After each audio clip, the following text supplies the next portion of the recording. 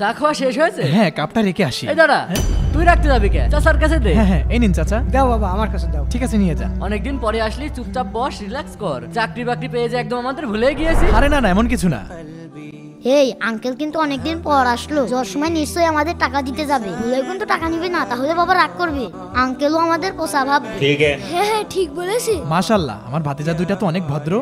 চল চল। ভাই আজকেও কিন্তু থাকলেন না, সামনের বার এসে কিন্তু এক সপ্তাহ থাকা লাগবে। ঠিক আছে, চেষ্টা করবো নে। আরে ভাতিজারা, কেমন আছো তোমরা? দাঁড়াও, তোমরা দাঁড়াও। আরে পকেটে তো 1000 টাকার নোট আর 20 টাকার নোট। 20 টাকা দেওয়া যাবে না, 1000 টাকার নোটই দিতে যায়। ওরা তো এমনিতেও নেবে না। এই নাও ভাতিজা। না না আঙ্কেল। Thank you uncle. আরে ভাই, এসবের কি দরকার ছিল? 1000 টাকা দিয়ে দিলেন। সমস্যা নেই ভাতিজা, হয়তো। ঠিক আছে, আবার আসবে। আচ্ছা, আসি। চিটিং করে আমার কাছ থেকে 1000 টাকা নিয়ে নিল।